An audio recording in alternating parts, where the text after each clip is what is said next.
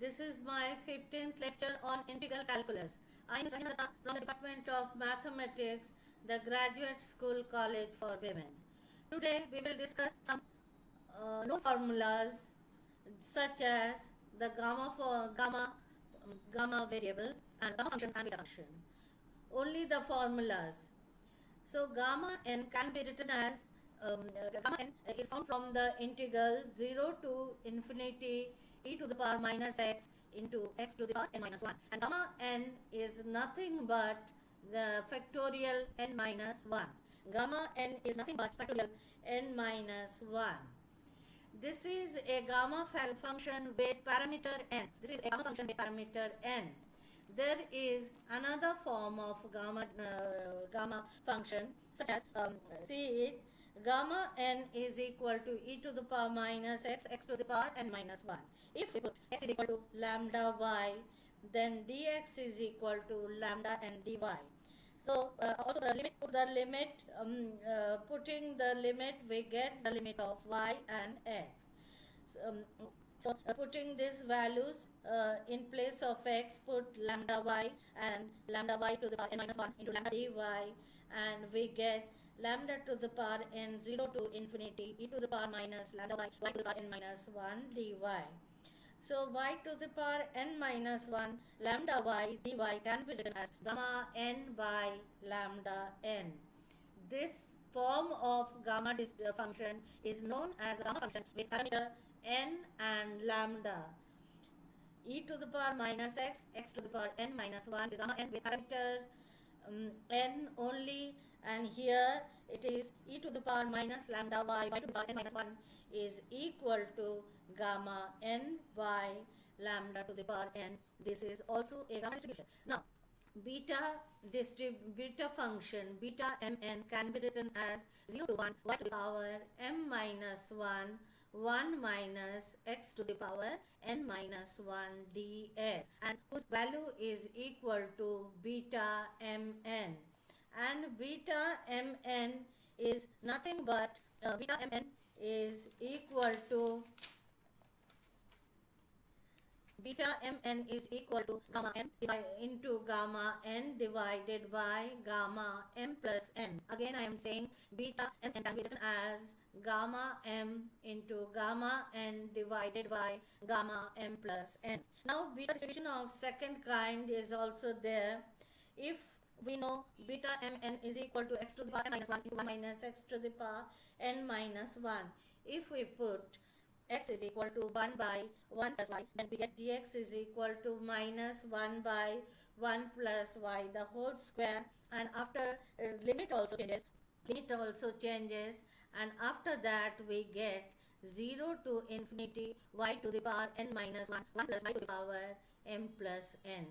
This is also a gamma distribution of second kind whose value, so y to the power n minus 1 dy divided by 1 plus y whole to the power m plus n 0 to infinity is also a gamma distribution of parameter m and n whose value is equal to gamma m into gamma n divided by m plus n. Now we will discuss some problem on definite integral using the values of definite integral. Here 0 to pi x into sine to the power 6x into cos to the power x dx. Before this class we have done only sine to the power 6x into cos to the power 4x. See the difference here, 1x is also there. So this type of equation can be solved by using the definite properties of definite integral. Here, since the upper limit is pi, we can in place of pi we can write it as x, we can write it as pi minus x. So you can see whatever you can see on your screen.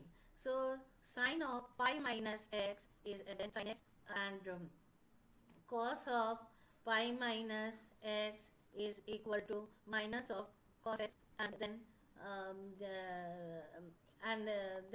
separating them we get the pi into sine 6x into cos 4x, and after that which is equal to I. Then taking this I on the left hand side we get 2I, and then 2 pi and 0 to pi by 2 sin 6x cos 4x dx, whose value can be found out by um, previous previous examples.